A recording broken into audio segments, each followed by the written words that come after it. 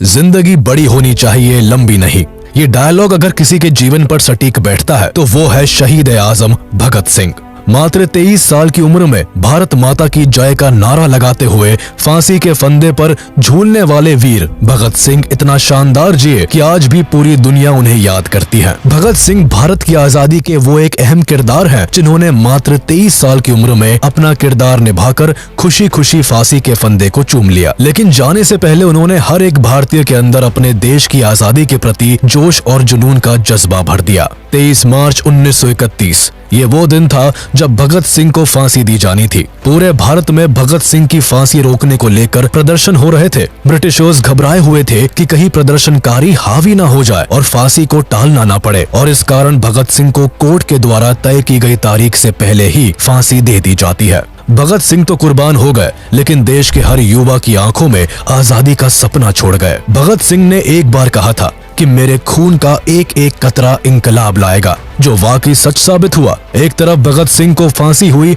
और वहीं दूसरी ओर भारत की सड़कों पर भगत सिंह के सपने को पूरा करने के लिए देश का हर नौजवान अंग्रेजों की जड़ें हिलाने के लिए निकल पड़ा। देश में हर तरफ आजादी के लिए आवाज उठने लगी, जिस कारण भगत सिंह की मृत्यु के ठीक 16 साल बाद भारतीयों ने अंग्रेजों को भारत छोड़ने पर मजबूर कर दिया। भगत सिंह देश की आजादी के लिए इस कदर दीवाने थे कि उनके अंदर बचपन से ही एक वीर क्रांतिकारी जाग उठा था। मात्र 12 साल की उम्र में भगत सिंह ने जलियांवाला बाग का खौफनाक मंजर देखकर ठान लिया था कि वो उन मासूमों की जान का बदला अंग्रेजों से लेकर रहेंगे। ब्रिटिशर्स से बदला लेने के लिए भगत सिंह ने असेंबली में जो बम फोड़ा था, उसकी आवाज ने अंग्रेजों के परखच्चे उड़ा दिए थे। भगत सिंह एक ऐसे फ्रीडम फाइटर थे जिन्होंने जेल में जाकर भी अंग्रेजों के खिलाफ अपनी बगावत नहीं छोड़ी और वहाँ भी सभी कैदियों में क्रांति पैदा कर दी। कई महीनों तक हंगर स्ट्राइक करने के बाद भी उनका जुनून कम नहीं हुआ और लगातार 116 दिनों तक फास्ट रखकर भगत सिंह ने अंग्रेजों से अपनी बात मनवा ली थी। तो चलिए जानते हैं कि आखिर कौन थे भगत सिंह, क्यों इन्हें फांसी दी गई और केवल 23 साल की उम्र में इन्होंने ऐसा क्या कर दिया कि लोग आज भी इनके कायल है।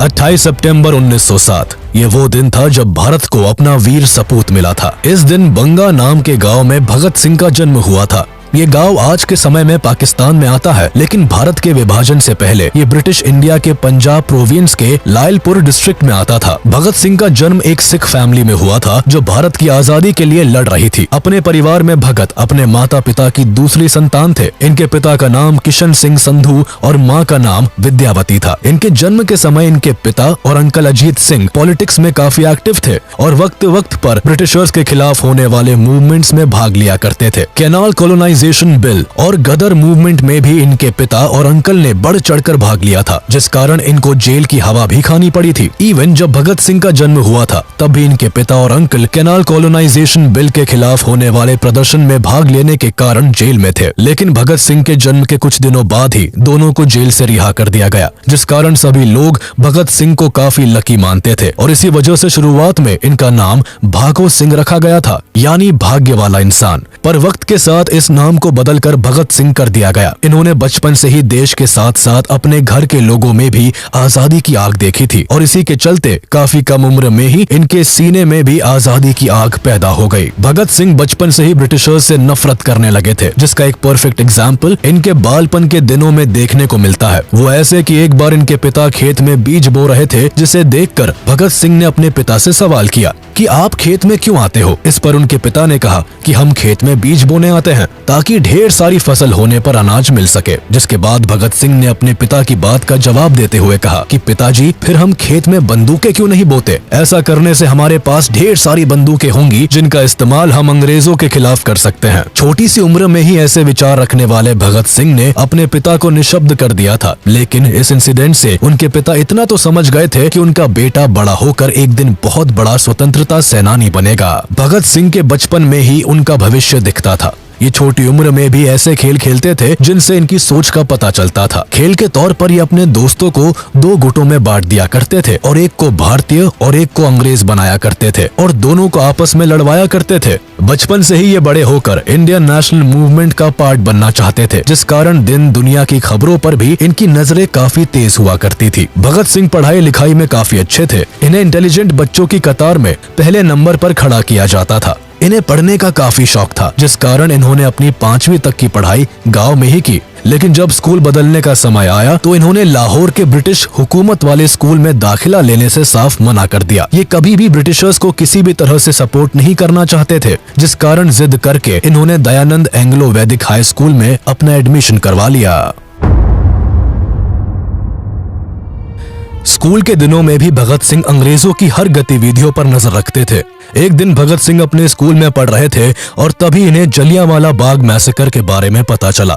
13 अप्रैल 1919 को अंग्रेजों ने जलियांवाला बाग में पीसफुली प्रोटेस्ट कर रहे लोगों को चारों ओर से घेरकर मौत के घाट उतार दिया था। अंग्रेजों ने जलियांवाला बाग का मेन गेट बंद करवाकर चारों ओर से अपने सिपाहियों से बड़ी बेरहमी के साथ बाग में मौजूद सभी लोगों के ऊपर गोलियां बरसवा दी थी। लोगों के पास मरने के अलावा और कोई चारा नहीं था, क्योंकि वहां भागने के लिए कोई जगह नहीं थी। हालांकि उस बाग में एक कुआं था, जहां कई लोगों ने गोलियों से बचने के लिए छलांग लगा दी थी, लेकिन फिर भी कोई नहीं बच पाया।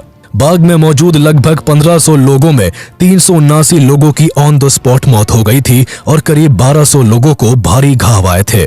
इस इंसिडेंट ने पूरे देश में एक आक्रोश पैदा कर दिया था। इस मैसेकर से भगत सिंह इतना आहत हुए थे कि केवल 12 साल की उम्र में घर पर बिना बताए स्कूल से सीधे जलियांवाला बाग की ओर निकल गए और करीब 12 मील पैदल चलकर वहां पहुंच गए, जिसके बाद इन्होंने खून से लथपथ वहां की मिट्टी को एक बोतल में रखा और घर चले गए। इस दिन भगत सिंह ने कसम खाई थी कि भारत के हर मासूम के खून के कतरे कतरे का बदला वो अंग्रेजों से लेंगे। वैसे भगत सिंह की वीरता की कहानियां और किस्सों को और गहराई से जानने के लिए आप कुकू एफएम पर भगत सिंह की इस बायोग्राफी और जेल डायरी को सुन सकते हैं, जहां आप न केवल भगत सिंह के जीवन के बारे में जान सकते हैं, बल्कि उनके जीवन की कई अनसुनी कहानियों को भी सुन सकते हैं। इस ऑडियो बुक का लिंक आपको डिस्क्रिप्शन में मिल जाएगा, जिसके जरिए आप इस ऑडियो बुक को इजीली एक्सेस कर सकते हैं। अगर आप कुकू एफएम के बारे में नहीं जानते हैं तो बता दें कि कुकू एफएम पर कई ऐसे ऑडियो बुक्स अवेलेबल हैं जो आपके लिए नॉलेजेबल होने के साथ साथ एंटरटेनिंग भी है। शुरुआत में पूरे 7 दिन इन ऑडियो बुक्स को सुनने के लिए आपको कोई पैसा भी नहीं देना होगा, क्योंकि कुकू एफएम आपको पूरे 7 दिन का फ्री ट्रायल देता है, जहां आप विकास, करियर,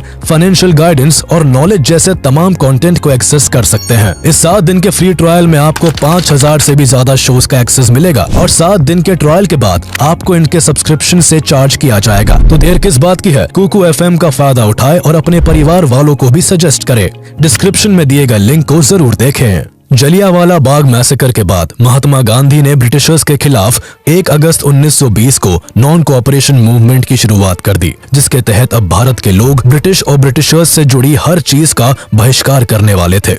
इस मूवमेंट में गांधी जी ने साफ कर दिया था कि स्वराज ही उनका अल्टीमेट गोल है। वो किसी भी कारण से ब्रिटिशर्स के नीचे अब दबने के लिए तैयार नहीं थे। इस मूवमेंट को पूरे भारत की ओर से सपोर्ट मिला। इसके तहत ब्रिटिश प्रोडक्ट से लेकर ब्रिटिश टाइटल और ऑफिसेस तक का बॉयकॉट किया जाने लगा। भगत सिंह भी गांधी जी के इस मूवमेंट से काफी प्रभावित हुए और उन्होंने गांधी जी के इस मूवमेंट को पूरे जोरों शोरों से सपोर्ट किया। भगत सिंह न केवल खुद बल्कि अपने दोस्तों को भी इस मूवमेंट में पार्ट लेने के लिए प्रोत्साहित किया करते थे। उन्होंने ब्रिटिशर्स द्वारा बनाए गए सामानों को जलाना शुरू कर दिया। वो सरेआम ब्रिटिश स्पॉन्सर्ड बुक्स को भी आग लगा दिया करते थे। कुल मिलाकर भगत सिंह को अब तक लगने लगा था कि ब्रिटिशर्स को गांधी जी ही हरा सकते हैं और अब भारत को जल्दी ही आजादी मिलने वाली है। लेकिन तभी एक इंसिडेंट होता है जो भगत सिंह को पूरी तरह से तोड़ देता है। दरअसल नॉन कोऑपरेशन मूवमेंट के समय सड़कों पर लोग ब्रिटिशर्स के खिलाफ अनआर्म्ड रहकर नारे लगाते थे। बेशक ब्रिटिशर्स को ये बात अच्छी नहीं लगती थी, जिसके लिए वो कई तरह के पैतरे भी आजमाते थे। एक बार इसी तरह नॉन कोऑपरेशन मूवमेंट के दौरान एक भीड़ नारे लगाती हुई एक पुलिस स्टेशन के पास पहुंच जाती है, जहां पुलिस वाले भारतीयों को नारेबाजी न करने के लिए धमकाते हैं। लेकिन जब भारतीय नहीं मानते तो पुलिस वाले उन पर गोलियां चला देते हैं, जिसमें कई लोग मारे जाते हैं। अपने लोगों को मरता देख भीड़ बेकाबू हो जाती है। ये देख पुलिस वाले डर के मारे पुलिस स्टेशन के अंदर जाकर छिप जाते हैं, जिसके बाद पूरी भीड़ पुलिस स्टेशन को ही आग के हवाले कर देती है। इस इंसिडेंट को चौरी चौरा कांड के नाम से जाना जाता है, जिसमें कुछ भारतीयों के साथ पूरे 23 पुलिस वाले मारे जाते हैं। अब गांधी जी को इसके बारे में पता चलता है तो वो फौरन नॉन कोऑपरेशन मूवमेंट को वापस ले लेते हैं। मूवमेंट वापस लेने के कारण भगत सिंह के साथ भारत के कई लोगों को काफी बुरा लगता है। कोई नहीं चाहता था कि इतना आगे आकर अब पीछे जाया जाए। भगत सिंह गांधी जी के असहयोग आंदोलन को वापस लेने के डिसीजन से काफी परेशान हो गए थे। आजादी के जो सपने वो देख रहे थे वो अब उन्हें बिखरे हुए लग रहे थे। यहीं से भगत सिंह ने खुद कुछ कर दिखाने के बारे में सोचा, क्योंकि वो जानते थे कि हाथ पर हाथ रखकर बैठने से कुछ नहीं होने वाला। 12 फरवरी 1922 को गांधी जी ने नॉन कोऑपरेशन मूवमेंट को वापस लिया था, जिसके बाद 1923 में भगत सिंह ने लाहौर के नेशनल कॉलेज में दाखिला लिया, जिसकी स्थापना लाला लाजपत राय ने की थी। कॉलेज में एडमिशन लेने के साथ ही भगत सिंह ने अपनी सोच को और उजागर करना शुरू कर दिया। ये कई तरह की किताबें पढ़ा करते थे, ये सोशलिज्म के समर्थक थे और अपनी एक अलग निगाह से दुनिया को देखा करते थे। बचपन से ही इनमें एक क्रांतिकारी था जो अंग्रेजों की तानाशाही के खिलाफ बगावत करता था। कॉलेज में ये दिन के समय पढ़ा करते थे और शाम को अपने दोस्तों के साथ देश में चल रहे कई मुद्दों पर डिबेट किया करते थे। ये कई रेवोल्यूशनरीज के बारे में पढ़ा करते थे और उनकी विचारधाराओं को खुद से जोड़ने की कोशिश करते थे। हालांकि एक तरफ जहां भगत सिंह देश के लिए खुद को समर्पित कर चुके थे, तो वहीं दूसरी ओर इनके घर पर इनकी शादी की बातें भी चलने लगी। लेकिन भगत सिंह का इस वक्त शादी में कोई इंटरेस्ट नहीं था। वो केवल और केवल अपने देश के लिए काम करना चाहते थे, जिस कारण उन्होंने अपने परिवार वालों से साफ कह दिया था कि अगर आजादी से पहले मेरी शादी होती है तो मौत ही मेरी दुल्हन होगी। ये सुनने के बाद भगत सिंह के माता पिता को बहुत ठेस पहुंची, लेकिन वो समझ चुके थे कि उनका बेटा अब देश की आजादी की राह पर निकल गया है। शादी वाले इंसिडेंट के बाद भगत सिंह ने अपना घर छोड़ दिया और वो कानपुर रहने के लिए चले आए। यहाँ भगत सिंह बंगाल रेवोल्यूशनरी पार्टी को ज्वाइन करने के लिए आए थे, लेकिन 1924 में जब भगत सिंह कानपुर आए तो उन्होंने राम प्रसाद बिस्मिल और सचिंद्र नाथ सान्याल के द्वारा बनाई गई हिंदुस्तान रिपब्लिकन एसोसिएशन को ज्वाइन कर लिया। इस एसोसिएशन के प्राइमरी ऑर्गेनाइजर चंद्रशेखर आजाद थे, जिनसे कुछ समय में ही भगत सिंह की काफी अच्छी बनने लगी थी। भगत सिंह काफी कम वक्त में ही आजाद के चहेते बन गए थे। कानपुर में ही भगत सिंह की गणेश शंकर विद्यार्थी से मुलाकात हुई, जो एक मशहूर पत्रकार और स्वतंत्रता सेनानी थे। गणेश शंकर ने भगत सिंह को अपने पीरियोडिकल ऑफिस में काम पर रख लिया। इनका प्रताप नाम का एक साप्ताहिक पत्र भी निकला करता था, जिसमें भगत सिंह ने बलवंत के नाम से लिखना शुरू कर दिया। प्रताप में सिंह कई और ग्रेट रेवोल्यूशनरीज की ऑटोबायोग्राफीज को लिखा और ट्रांसलेट किया करते थे। पूरा देश इनके लिखने के तरीके को काफी पसंद किया करता था। यह वही समय था जब भगत सिंह के थॉट प्रोवोकिंग आर्टिकल से इम्प्रेस होकर सचिंद्र नाथ सान्याल ने उन्हें चंद्रशेखर आजाद से मिलवाया था। कुल मिलाकर भगत सिंह का छोटा पर काफी सक्सेसफुल जर्नलिस्टिक करियर रहा, जहां इन्होंने कई मैगजीन्स के साथ मिलकर काम किया और काफी नाम कमाया। इन्होंने कीर्ति, प्रताप, वीर अर्जुन, मतवाला, प्रभा और वंदे मातरम जैसी मैगजीन्स और न्यूज़पेपर्स के लिए काम किया था और हर जगह से इन्हें काफी प्रशंसा मिली। हर कोई इनके लेख का कायल था। इनकी पर्सनैलिटी की तरह इनका लिखने का अंदाज भी जरा हटकर था। ये अपनी लिखने की ताकत से ही ब्रिटिशर्स के पुर्जे हिला दिया करते थे। इनका लिखा हुआ पढ़ने भर से ही देश की जनता में अंग्रेजों के खिलाफ लड़ने की एक शक्ति पैदा हो जाती थी। इनके लिखे कई आर्टिकल्स को तो अंग्रेजों ने बैन भी करवा दिया था। अंग्रेज अब तक भगत सिंह को पहचानने लगे थे, लेकिन भगत सिंह कहाँ किसी से डरने वालों में से थे। वो तो बस अपने लक्ष्य की ओर बढ़ रहे थे। हालांकि 1925 में सिंह वापस से लाहौर चले गए। दरअसल भगत सिंह की ग्रैंड मदर की तबीयत अचानक काफी बिगड़ गई थी, जिस कारण उन्होंने अपने घर का रुख लिया। लेकिन यहाँ भी वो अकाली दल की मीटिंग्स को सपोर्ट किया करते थे। हालांकि अभी तक भगत सिंह किसी ऐसी ऑर्गेनाइजेशन से नहीं जुड़े थे जो ब्रिटिशर्स के खिलाफ सख्त कदम उठाए या उनका बॉयकॉट करे, और इसी कारण मार्च 1926 में भगत सिंह और उनके कलीग्स ने एक यूथ ऑर्गेनाइजेशन की स्थापना की, जिसे नौजवान भारत सभा का नाम मिला। इस ऑर्गेनाइजेशन को ओरिजिनली लाहौर में एस्टैब्लिश किया गया था, लेकिन इसको अमृतसर से ऑर्गेनाइज किया जाता था। नौजवान भारत सभा का मेन एम भारत के यूथ्स को जगाना था। इस सभा की मदद से भगत सिंह पंजाब के यंग स्टूडेंट्स एंड वर्कर्स को नेशनलिस्ट एंड रेवोल्यूशनरी आइडियोलॉजीज की ओर बढ़ा रहे थे। इस सभा को बनाने का आइडिया भगत सिंह को अमृतसर के एक prominent freedom fighter doctor Satyapal ने दिया था। वक्त के साथ लोग इस सभा के बारे में जानने लगे और इसे ज्वाइन करने लगे। कई प्रोमिनेंट पॉलिटिकल एक्टिविस्ट ने भी इस सभा को ज्वाइन किया था। शुरुआत में सभा को केवल लाहौर से ही ऑपरेट किया जाता था, लेकिन कीर्ति किसान पार्टी के साथ एक यूथ कॉन्फ्रेंस में ये डिसाइड हुआ कि सभा का हेडक्वार्टर अब लाहौर से अमृतसर शिफ्ट कर दिया जाएगा। कुछ समय बाद नौजवान भारत सभा और कीर्ति किसान पार्टी ने एकजुट होकर मिलकर गरीब किसानों के अपलिफ्टमेंट के लिए काम करना शुरू कर दिया। साथ ही ये जनता के बीच जस्टिस एंड एगैलिटेरियनिज्म का मैसेज भी फैलाने लगे। ये वही समय था जब भगत सिंह ने कीर्ति किसान पार्टी को ज्वाइन किया था। इसके बाद अप्रैल 1926 में भगत सिंह की मुलाकात सोहन सिंह जोश से हुई, जो अमृतसर के एक noted peasant leader and freedom fighter रहे थे। भगत सिंह इनके साथ मिलकर काम करने लगे और कुछ ही समय में इन्हें मर्ज्ड पार्टी का प्रेसिडेंट बना दिया गया। सोहम सिंह भगत सिंह के विचारों से सहमत थे और इसी कारण उन्होंने भगत सिंह की वर्कर्स एंड पेजेंट्स पार्टी से बातचीत करवाई, जो एक गुरुमुखी लैंग्वेज मंथली मैगजीन कीर्ति को पब्लिश करती थी।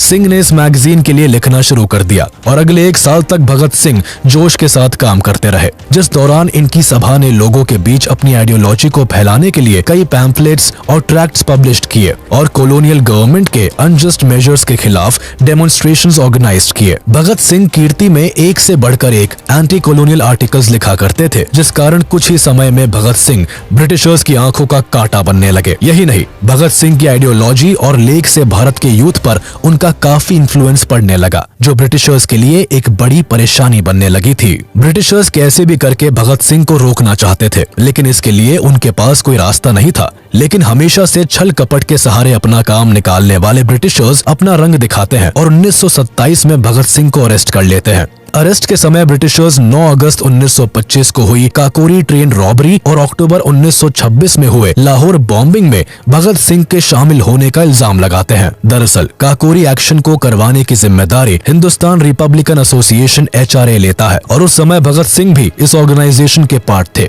जिस कारण उन्हें अरेस्ट करना ब्रिटिशर्स के लिए आसान बन गया था। हालांकि काकोरी एक्शन की प्लानिंग एंड एग्जीक्यूशन करने का काम राम प्रसाद बिस्मिल, अशफाकुल्ला खान और चंद्रशेखर आजाद जैसे कई लीडर्स ने किया था। कुछ समय बाद काकोरी कॉन्स्पिरेसी ट्रायल में राम प्रसाद बिस्मिल सहित 4 लोगों को फांसी और 16 लोगों को आजीवन कारावास की सजा सुनाई गई थी। लेकिन ब्रिटिशर्स के पास भगत सिंह के खिलाफ ना कोई ठोस सबूत थे और ना ही कारण, जिस वजह से अरेस्ट के कुछ समय बाद ही भगत सिंह को 60,000 रुपए का भुगतान करने के बाद छोड़ दिया गया था। जेल से रिहा होने के बाद भगत सिंह ने एक बार फिर चंद्रशेखर आजाद से मुलाकात की। दरअसल काकोरी एक्शन में चंद्रशेखर आजाद ब्रिटिशर्स की पकड़ से भागने में सफल रहे थे, लेकिन अब उनके पास कुछ नहीं बचा था, क्योंकि काकोरी एक्शन में HRA के कई बड़े लीडर्स अरेस्ट हो गए थे और HRA बुरी तरह से बिखर गई थी। पर भगत सिंह ने आजाद को एक नई उम्मीद दी और दोनों ने मिलकर HRA को एक बार फिर नए सिरे से शुरू करने के लिए जी जान लगा दी। HRA के रिफॉर्मेशन के लिए सितंबर 1928 में दिल्ली के फिरोज शाह कोटला में एक सीक्रेट मीटिंग हुई, जिसमें बंगाल, बिहार और पंजाब के रेवोल्यूशनरी ने भाग लिया, जिसके बाद फाइनली HSRA यानी हिंदुस्तान सोशलिस्ट रिपब्लिकन एसोसिएशन की फॉर्मेशन हुई। इस एसोसिएशन पर भगत सिंह का काफी ज्यादा इन्फ्लुएंस था, जिस कारण एसोसिएशन से जुड़े सभी मेंबर्स एंटी ब्रिटिश थे। इस समय भारत में साइमन कमीशन का बड़े जोरों शोरों से विरोध हो रहा था। दरअसल 1928 में ही ब्रिटिश गवर्नमेंट के द्वारा भारत में एक कमीशन बैठाया गया, जिसका मेन काम भारत की पॉलिटिकल सिचुएशन पर रिपोर्ट तैयार करना और ब्रिटिश गवर्नमेंट को सौंपना था। लेकिन परेशानी ये थी कि इस कमीशन में एक भी भारतीय शामिल नहीं था और इसका हेड भी एक ब्रिटिशर यानी जॉन साइमन था। इसी वजह से देश में कुछ एक्टिविस्ट ग्रुप ने इस कमीशन के खिलाफ प्रोटेस्ट करना शुरू कर दिया। देखते ही देखते ये प्रोटेस्ट पूरे भारत में फैल गए और हर कोई साइमन गो बैक के नारे लगाने लगा। इस समय लाला लाजपत राय एक ऑल पार्टी प्रोटेस्ट को लीड कर रहे थे, जो साइमन कमीशन के अगेंस्ट काम कर रहा था। पूरे भारत में हो रहे प्रोटेस्ट ब्रिटिशर्स को नहीं भा रहे थे, जिस कारण इसी समय ब्रिटिशर्स कुछ ऐसा करते हैं जिसका भगत सिंह पर काफी असर होता है और इसी के कारण भगत सिंह पहली बार किसी ब्रिटिशर के खिलाफ कलम की जगह हाथ में बंदूक तान लेते हैं। दरअसल प्रोटेस्ट को लीड करते हुए लाला लाजपत राय लाहौर के एक रेलवे स्टेशन की ओर अपना रुख करते हैं, लेकिन पुलिस उन्हें और सभी प्रोटेस्टर्स को रेलवे स्टेशन पर जाने से रोकती है, जिस कारण सिचुएशन काफी गर्म हो जाती है। पर तभी superintendent of police James A Scott सभी पुलिस ऑफिसर्स को प्रोटेस्टर्स पर लाठी चार्ज करने का ऑर्डर दे देते हैं, जिसके बाद पुलिस वाले सभी प्रोटेस्टर्स पर अंधाधुन लाठी बरसाना शुरू कर देते हैं। इस लाठी चार्ज में कई प्रोटेस्टर्स घायल हो जाते हैं, लेकिन लाला लाजपत राय की सबसे बुरी हालत होती है, क्योंकि स्कॉट का मेन टारगेट लाला लाजपत राय ही होते हैं। पुलिस वाले राय को लाठी से इतना मारते हैं कि इन्हें हॉस्पिटल में एडमिट करवाना पड़ता है, जहां इंजरीज के कारण 17 नवंबर 1928 को लाला लाजपत राय की मौत हो जाती है। लाला लाजपत राय की मौत के बाद डॉक्टर्स भी इस बात को कंफर्म करते हैं कि सेवरल इंजरीज के कारण ही राय की मौत हुई है। हालांकि बाद में जब यूनाइटेड किंगडम पार्लियामेंट में राय की मौत का मुद्दा उठाया जाता है तो ब्रिटिश गवर्नमेंट राय की मौत में खुद को निर्दोषी बताती है। लाला लाजपत राय की मौत ने भगत सिंह को अंदर से झकझोर कर रख दिया था। भगत सिंह अब हर हाल में ब्रिटिशर्स से बदला लेना चाहते थे और इसी बदले की आग में फाइनली भगत सिंह और उनके सभी रेवोल्यूशनरी साथियों ने मिलकर जेम्स ए स्कॉट की हत्या करने की योजना बनाई। इस योजना को बनाने के लिए भगत सिंह और सभी क्रांतिकारियों ने एक मीटिंग रखी जिसमें यह तय हुआ कि अब फाइनली ब्रिटिशर्स को अपने किए हुए का चुकाना पड़ेगा। इस बैठक में स्कॉट के मर्डर का प्लान बनाने में राजगुरु, सुखदेव, चंद्रशेखर आजाद और जय गोपाल जैसे क्रांतिकारी भी शामिल थे। स्कॉट के मर्डर प्लान में HSRA के भी सभी मेंबर्स ने साथ दिया था। प्लान के मुताबिक भगत सिंह के साथ सभी क्रांतिकारियों को पुलिस स्टेशन के पास छिपकर स्कॉट के स्टेशन से बाहर निकलने का इंतजार करना था और जैसे ही स्कॉट स्टेशन से बाहर आते वैसे ही उन्हें गोली मारकर भाग जाना था। लेकिन असल में प्लान जैसा बनाया गया था वैसे एग्जीक्यूट नहीं हो पाया और एक बड़ी गलती हो गई। 17 दिसंबर 1928 को भगत सिंह और उनके सभी साथी प्लान के हिसाब से पुलिस स्टेशन के आसपास खड़े होकर स्कॉट का इंतजार करने लगे। ऑपरेशन के हिसाब से भगत सिंह और राजगुरु की जिम्मेदारी स्कॉट को मारने की थी और चंद्रशेखर आजाद का काम केवल इन दोनों को कवर देने का था। जय गोपाल को इस प्लान का हिस्सा इसलिए बनाया गया था क्योंकि उनके अलावा कोई स्कॉट को नहीं पहचानता था। सभी स्कॉट के पुलिस स्टेशन से बाहर निकलने का इंतजार कर रहे थे। जय गोपाल वही पास में बैठकर एक साइकिल पर चेन चढ़ा रहे थे। उनका काम केवल स्कॉट को आइडेंटिफाई करने के बाद इशारा देने का था। अब जैसे ही स्टेशन से एक पुलिस ऑफिसर बाहर निकला तो सब चौकन्ने हो गए और जय गोपाल ने भगत सिंह को इशारा कर दिया, जिसके बाद उस पुलिस ऑफिसर पर पहली गोली राजगुरु ने चलाई और फिर बाद में भगत सिंह ने। गोली लगने के बाद जब तक भगत सिंह समझ पाते कि उन्होंने गलत आदमी पर गोली चलाई है तब तक काफी देर हो चुकी थी। दरअसल जय गोपाल हड़बड़ाहट में स्कॉट को पहचान ही नहीं पाए थे और उन्होंने इशारा करके जिस ऑफिसर पर गोली चलाने को कहा वो स्कॉट नहीं बल्कि ASP जॉन पी सॉन्डर्स थे। कई गोलियां लगने के कारण जॉन पी सॉन्डर्स की मौके पर ही मौत हो गई। सॉन्डर्स के मर्डर के कारण भगत सिंह और उनके सभी साथियों को पकड़ने के लिए पुलिस ने अपनी सर्च ऑपरेशन तेज कर दी और शहर के सभी एंटर और एग्जिट पॉइंट्स को ब्लॉक करवा दिया, जिस कारण भगत सिंह का पुलिस की नजरों से बचकर भाग निकलना काफी मुश्किल हो गया था।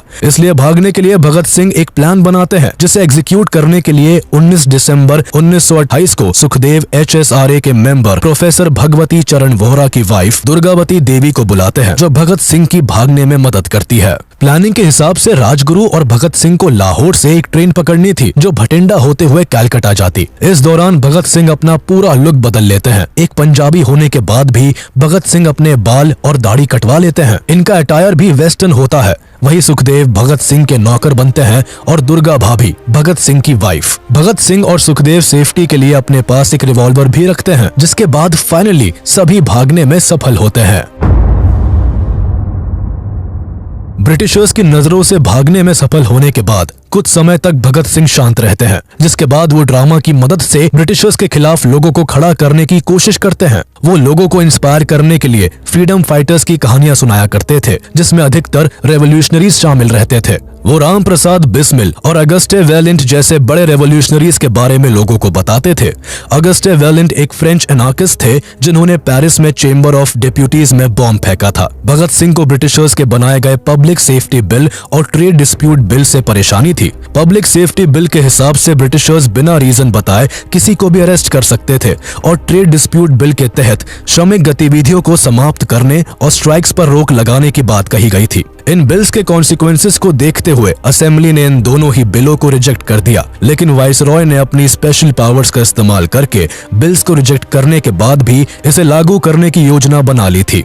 भगत सिंह इसके सख्त खिलाफ थे, जिसके लिए उन्होंने सेंट्रल लेजिस्लेटिव असेंबली में एक बॉम्ब एक्सप्लोजन करने का प्लान बनाया। शुरुआत में जब भगत सिंह ने HSRA के सामने ये प्लान पेश किया तो HSRA का कोई मेंबर नहीं चाहता था कि भगत सिंह इस प्लान का हिस्सा बने, क्योंकि अगर वो इस प्लान में शामिल होकर असेंबली में बॉम्ब फेंकते तो ब्रिटिशर्स पहले सॉन्डर्स के मर्डर और फिर असेंबली बॉम्ब केस में भगत सिंह को फांसी दे देते। हालांकि काफी डिस्कशन के बाद ये डिसाइड हुआ कि भगत सिंह असेंबली बॉम्बिंग का हिस्सा बनेंगे। अब चाहे इसके लिए उन्हें अरेस्ट और एग्जीक्यूट ही क्यों ना होना पड़े। भगत सिंह का मानना था कि आजादी उनका मकसद है और आजादी केवल बोलने से नहीं मिलती बल्कि उसके लिए लड़ना भी पड़ता है। वो जानते थे कि अगर उन्होंने इस प्लान में पार्टिसिपेट किया तो उनका वापस जिंदा बचकर आना नामुमकिन है। लेकिन जन्म से ही रेबेलियन भगत सिंह कहाँ पीछे हटने वाले थे। वो तो खुशी खुशी इस प्लान में शामिल होने के लिए रेडी हो गए और HSRA के सभी मेंबर्स को भी मना लिया। इस प्लान को एग्जीक्यूट करने से पहले भगत सिंह ने कहा था कि अगर मेरी जान चली भी गई तो मेरे बाद भारत के हर घर से एक भगत पैदा होगा जो आजाद भारत के लिए ब्रिटिशर्स को मार भगाएगा। फाइनली वो दिन आता है जब भगत सिंह और बटुकेश्वर दत्त दिल्ली असेंबली बॉम्बिंग के लिए तैयार होते हैं। 8 अप्रैल 1929 को भगत सिंह और बटुकेश्वर दत्त चलते सेशन के बीच पब्लिक गैलरी से असेंबली चैम्बर में 2 बॉम्ब फेंकते हैं। इन बॉम्ब्स का मकसद किसी को मारने का नहीं होता, इसी कारण इन्हें खाली जगहों पर फेंका जाता है। बॉम्ब से पूरी असेंबली में धुआं हो जाता है और इसकी आवाज भी काफी तेज होती है, जिस कारण असेंबली में मौजूद सभी लोगों को कुछ समझ नहीं आता और वो इधर उधर भागने लगते हैं। इस समय भगत सिंह और बटुकेश्वर दत्त चाहते तो भाग सकते थे, लेकिन वो ऐसा नहीं करते हैं, बल्कि वही खड़े होकर जोर जोर से इनकलाब जिंदाबाद का नारा लगाते हुए कई पैम्फलेट्स हवा में उड़ाने लगते हैं, जिन पर लिखा था कि बहरों को सुनने के लिए धमाके की जरूरत होती है। इसके बाद दोनों खुद को पुलिस के हवाले कर देते हैं। अरेस्ट होने का मेन मकसद कोर्ट ट्रायल्स के जरिए अपनी बातों को पूरे हिंदुस्तान के कानों तक पहुंचाना था, जिससे सभी भारत की आजादी की लड़ाई में बढ़ चढ़कर हिस्सा ले। अरेस्ट के कारण फाइनली पिछले 1 साल से ब्रिटिशर्स को जिसकी तलाश थी वो आज उनके हाथ लग जाता है। अरेस्ट करने के बाद भगत सिंह और बटुकेश्वर दत्त को लाहौर के बॉस्टल जेल में डाल दिया जाता है, जहां 10 जुलाई 1929 को दोनों के ऊपर मुकदमा शुरू होता है। 7 मई 1929 को भगत सिंह और बटुकेश्वर दत्त पर 2 केसेस के लिए ट्रायल्स चलते हैं, जिसमें एक असेंबली बॉम्ब केस के लिए और दूसरा सॉन्डर्स मर्डर के लिए। दोनों ट्रायल्स में भगत सिंह अपनी साइड से कॉन्फिडेंट रहते हैं, लेकिन ब्रिटिशर्स को तो कैसे भी करके भगत सिंह को फांसी देनी थी। ट्रायल्स की शुरुआत में भगत सिंह और दत्त अपने केस को बहुत सीरियसली लड़ते हैं, लेकिन वक्त के साथ इन्हें समझ आने लगता है कि वो चाहे कितनी भी कोशिश क्यों ना कर ले, ब्रिटिशर्स उन्हें अब जेल से घर वापस कभी नहीं जाने देंगे। ट्रायल्स की शुरुआत में बटुकेश्वर दत्त की ओर से अफसर अली केस को लड़ते हैं, तो वही भगत सिंह अपना केस खुद लड़ने का फैसला लेते हैं। भगत सिंह स्टार्टिंग से ही अपना स्टैंड क्लियर करते हुए चलते हैं। वो रेवोल्यूशनरीज के बारे में कहते हैं कि जब अग्रेसिवली तरीके से फोर्स का इस्तेमाल किया जाता है तो वो वायलेंस और अनजस्टिफाइबल कहलाता है, लेकिन जब किसी लेजिटिमेट कॉज को आगे बढ़ाने के लिए इसका इस्तेमाल किया जाता है तो इसका अपना मॉरल जस्टिफिकेशन होता है। ब्रिटिशर्स के खिलाफ भगत सिंह के रवैये को देखते हुए अंग्रेज वही करते हैं जो उनसे एक्सपेक्टेड था। कोर्ट किसी भी सूरत में रेवोल्यूशनरीज के द्वारा किए गए कामों को सही नहीं बताती और मैलिशियस एंड अनलॉफुल इंटेंट का हवाला देते हुए भगत सिंह और दत्त को गलत ठहराती है। कोर्ट के अलावा पॉलिटिकल बॉडी की ओर से भी असेंबली बॉम्बिंग को क्रिटिसाइज किया जाता है। ट्रायल्स के दौरान ही HSRA की बॉम्ब बनने वाली जगहों पर पुलिस रेड डाल देती है, जिसमें एसोसिएशन के कई प्रोमिनेंट रेवोल्यूशनरीज अरेस्ट हो जाते हैं। इस रेवोल्यूशनरीज में 21 से भी ज्यादा HSRA के मेंबर्स होते हैं, जिनमें राजगुरु, जतेंद्र नाथ दास, सुखदेव, किशोरी लाल और जय गोपाल शामिल होते हैं। पर यहाँ परेशानी तब आन पड़ती है जब पुलिस के कहने पर HSRA के 3 मेंबर्स गवर्नमेंट के अप्रूवर्स बन जाते हैं। भगत सिंह को फंसाने की साजिश रच रहे ब्रिटिशर्स मौका पाते ही अपने काम पर लग जाते हैं और फणींद्र नाथ घोष, हंसराज बोहरा एंड जय गोपाल को भगत सिंह के खिलाफ कोर्ट में गवाही दिलवा देते हैं। इनकी गवाही से भगत सिंह को काफी सदमा लगता है, लेकिन फिर भी वो खुद को संभालते हैं और आखिरी सांस तक लड़ते हैं। गवाही मिलने के बाद ब्रिटिशर्स भगत सिंह और उनके साथियों के ऊपर मेनली 3 केसेस को हाईलाइट करके डिसीजन दिलवाते हैं, जिनमें Saunders murder, assembly bombing and bomb manufacture के केस शामिल होते हैं। 10 जुलाई 1929 को सभी ट्रायल्स एक स्पेशल सेशंस कोर्ट में होते हैं, जहां 28 एक्यूज रेवोल्यूशनरीज के अगेंस्ट सजा सुनाई जाती है। ये ट्रायल पूरी तरह से बायस्ड होता है। कोर्ट हार्डली ही स्टैंडर्ड लीगल राइट्स प्रिंसिपल का इस्तेमाल करते हुए अपना डिसीजन सुनाता है और भगत सिंह, राजगुरु और सुखदेव को कैपिटल पनिशमेंट दी जाती है। भगत सिंह और उनके साथियों की फांसी रोकने के लिए कई नेशनल लीडर्स ब्रिटिशर्स से रिक्वेस्ट करते हैं, लेकिन कोई फायदा नहीं होता है, क्योंकि किसी भी सूरत में ब्रिटिशर्स भगत सिंह की कैपिटल पनिशमेंट को कम न करने की ठान लेते हैं। हालांकि बात जब रिक्वेस्ट करने से नहीं बनती तो HSRA के अटर्नीज भगत सिंह को बचाने के लिए हेबियस कॉर्पस पिटीशन को फाइल करते हैं। लेकिन इसे भी जज विस्काउंट ड्यूनेडिन के द्वारा डिनाई कर दिया जाता है। भारत के कई लीडर्स भगत सिंह को बचाने की पूरी कोशिश करते हैं, लेकिन चाहकर भी कोई फांसी को नहीं रोक पाता। इवन जेल में रहने के दौरान भगत सिंह के पिता उन्हें लिखते भी है कि वो उन्हें बचाने के लिए पूरी कोशिश कर रहे हैं और अब वो लेटर लिखकर ब्रिटिश गवर्नमेंट से भगत सिंह को फांसी न देने की रिक्वेस्ट करेंगे। लेकिन भगत सिंह अपने पिता को साफ शब्दों में लिखकर साफ कर देते हैं कि उन्हें किसी की मर्सी की जरूरत नहीं है और जिस रास्ते पर वो है, ये रास्ता उन्होंने अपने लिए खुद चुना है। डेथ सेंटेंस सुनाने के बाद भगत सिंह और उनके साथियों को दिल्ली जेल से शिफ्ट करके सेंट्रल जेल मियानवाली भेज दिया जाता है। यहाँ जब भगत सिंह आते हैं तो वो इंडियन प्रिजनर्स और यूरोपियन प्रिजनर्स में हो रहे डिस्क्रिमिनेशन को देखकर दंग रह जाते हैं। इस जेल में भारतीय कैदियों की हालत बद से बदतर होती है। उन्हें ना ठीक तरह से खाना दिया जाता था और ना पानी, ना उनके सोने की कोई साफ जगह थी और ना ही रहने की। भगत सिंह ने उस जेल में रह रहे भारतीयों की हालत को सुधारने के लिए ब्रिटिशर्स से मांग करनी शुरू कर दी। इन मांगों में इक्वालिटी के साथ food standards, clothing, toiletries, hygienic necessities और बुक्स एंड डेली न्यूज़पेपर की डिमांड की गई थी। इसके साथ ही भगत सिंह ने पहले ही ब्रिटिशर्स को ये साफ कर दिया था कि जेल में वो किसी तरह की फोर्स्ड मैनुअल लेबर और अनडिग्निफाइड वर्क को नहीं करेंगे। हालांकि ब्रिटिशर्स ने भगत सिंह की बेसिक नेसेसिटीज को भी नहीं माना, जिसके बाद भगत सिंह ने सबसे ज्यादा 116 दिनों तक हंगर स्ट्राइक करके हिस्ट्री का एक रिकॉर्ड बना देते हैं। इस समय भगत सिंह हंगर स्ट्राइक करके ब्रिटिशर्स से जेल में रह रहे भारतीयों के लिए इक्वालिटी और बेसिक नीड्स की डिमांड कर रहे थे। शुरुआत में ब्रिटिशर्स ने भगत सिंह की हंगर स्ट्राइक को हल्के में लिया, लेकिन जब भगत सिंह और उनके साथी दिन रात भूखे रहने लगे तो ब्रिटिशर्स के डर के मारे कान खड़े हो गए, क्योंकि देश में जब लोकल लोगों को भगत सिंह और उनके साथियों की स्ट्राइक के बारे में पता चला तो वो बाहर से ही भगत सिंह को और ज्यादा सपोर्ट करने लगे। लोगों का आक्रोश देखते हुए ब्रिटिशर्स को डर सताने लगा कि कहीं भूख के मारे भगत सिंह की जान चली गई तो उनके लिए बड़ी परेशानी हो जाएगी, जिस कारण ब्रिटिशर्स ने शाम दाम दंड भेद हर तरह के पैतरे आजमाकर भगत सिंह और उनके दोस्तों की हंगर स्ट्राइक को भंग करने की कोशिश की, लेकिन किसी ने भी खाने का एक निवाला भी गले के नीचे नहीं उतारा। जिसके बाद लगातार 63 डेज तक भूखे रहने के कारण इस स्ट्राइक में जतेंद्र नाथ दास की सितंबर 13, 1929 को भूखे रहने के कारण मौत हो गई। दृढ़ संकल्प का ऐसा नजारा देखते हुए पूरे नेशन ने जतेंद्र नाथ दास को सम्मान दिया था। यही नहीं, इस स्ट्राइक के सपोर्ट में गोपी चंद भार्गव और मोहम्मद आलम ने पंजाब लेजिस्लेटिव काउंसिल से विड्रू कर लिया था। वही पंडित जवाहरलाल नेहरू ने ब्रिटिश गवर्नमेंट को लाहौर कैप्टिव्स में इनह्यूमन ट्रीटमेंट करने के लिए उन्हें क्रिटिसाइज किया था। साथ ही नेहरू ने सेंट्रल असेंबली में लाहौर कैप्टिव्स के साथ हो रहे इनह्यूमन ट्रीटमेंट को रोकने के लिए एक एडजर्नमेंट मोशन भी स्पॉन्सर किया था। न्यूज़पेपर्स में लगातार लाहौर एंड अमृतसर में मास मीटिंग्स की खबरें छपने लगी थी। इतने सपोर्ट को देखते हुए ब्रिटिशर्स ने लोगों को रोकने के लिए सेक्शन 144 को इम्पोज कर दिया। इतना ही नहीं, जवाहरलाल नेहरू खुद सेंट्रल जेल विजिट करते हैं और भगत सिंह के साथ सभी स्ट्राइकर्स से मिलकर उन्हें सपोर्ट करने का वादा करते हैं। वही उस समय मोहम्मद अली जिन्ना भी स्ट्राइकर्स को सपोर्ट करते हैं और भरी असेंबली में उनके फेवर में बोलते हैं। लोगों का भरपूर सपोर्ट और दास की मौत के बाद ब्रिटिशर्स समझ जाते हैं और फाइनली भगत सिंह की शर्तों को एक्सेप्ट कर लेते हैं, जिसके बाद पूरे 116 दिनों बाद भगत सिंह और उनके सभी साथी 5 अक्टूबर 1929 को अपना हंगर स्ट्राइक तोड़ते हैं। सजा सुनाए जाने के कारण भगत सिंह को अपना भविष्य पता था। अब वो लगातार जेल के लोगों के साथ आराम से रहते और उनके सुख दुख में उनका साथ देते। केवल भगत सिंह ही नहीं, बल्कि जेल में रहने वाले हर भारतीय को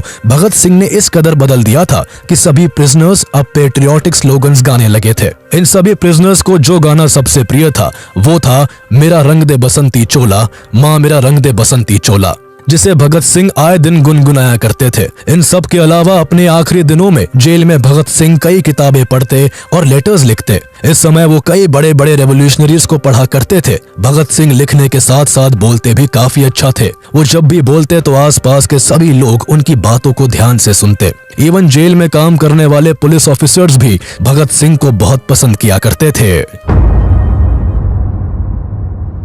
फाइनली अब वो दिन आ जाता है जब भगत सिंह को इस दुनिया से अलविदा कहना पड़ता है, लेकिन देश अभी भी भगत सिंह को विदाई देने के लिए तैयार नहीं था। जिस कारण अभी भी जोरों शोरों से चारों ओर भगत सिंह को बचाने के लिए हर कोई अपनी पूरी कोशिश में लगा हुआ था। 24 मार्च 1931 को भगत सिंह और उनके साथियों को फांसी देनी थी, लेकिन पूरे भारत में भगत सिंह के सपोर्ट में हो रहे प्रोटेस्ट को देखकर ब्रिटिशर्स डर जाते हैं और तय की गई तारीख से एक दिन पहले ही उन्हें फांसी देना तय किया जाता है। जिसके बाद फांसी का जब समय होता है तो जेलर भगत सिंह को जेल से लेकर फांसी देने वाली जगह पर लेकर जाने के लिए आते हैं, पर तब भगत सिंह कहते हैं कि मुझे थोड़ा वक्त दो, मेरी किताब का आखिरी पन्ना बचा है। अभी एक क्रांतिकारी दूसरे क्रांतिकारी से भेंट कर रहा है। दरअसल इस समय भगत सिंह लेनिन की बायोग्राफी को पढ़ रहे थे। थोड़ी देर में भगत सिंह किताब का आखिरी पन्ना पढ़ने के बाद जेलर के साथ जाने के लिए तैयार हो जाते हैं। जेलर भगत सिंह, राजगुरु और सुखदेव को फांसी देने के लिए ले जाता है, जहां भगत सिंह अपने हाथों और आंखों को ना बांधने की डिमांड करते हैं। ब्रिटिशर्स भगत सिंह के हाथों को तो नहीं बांधते, लेकिन आंखों पर काली पट्टी को बांध देते हैं। जिसके बाद 23 मार्च 1931 की शाम को ठीक 7:30 पर भगत सिंह, राजगुरु और सुखदेव को फांसी दे दी जाती है। तीनों फांसी के फंदे को चूमकर इनकलाब जिंदाबाद का नारा लगाकर इस दुनिया से हमेशा हमेशा के लिए अलविदा कह जाते हैं। इन तीनों देश प्रेमियों का बलिदान भारत के हर यूथ को एक नई दिशा देता है और अब हर नौजवान भारत के फ्रीडम स्ट्रगल में बढ़ चढ़कर हिस्सा लेता है। भगत सिंह ने केवल तब के यंगस्टर्स को ही इंस्पायर नहीं किया, बल्कि आज के यूथ में भी भगत सिंह के लिए बेहद प्यार और इज्जत भरी है। आज का यूथ भी भगत सिंह को अपनी इंस्पिरेशन मानता है। आज भगत सिंह, राजगुरु और सुखदेव की याद में हर साल 23 मार्च को देश शहीद दिवस मनाता है। हम आशा करते हैं कि आपको हमारा वीडियो पसंद आया होगा। आगे हम और भी ऐसे ही इन्फॉर्मेटिव वीडियोस आपके लिए लाते रहेंगे। तब तक के लिए हमारा वीडियो लाइक कर दे और ऐसे ही इंटरेस्टिंग वीडियोस के लिए हमारे चैनल को सब्सक्राइब कर ले।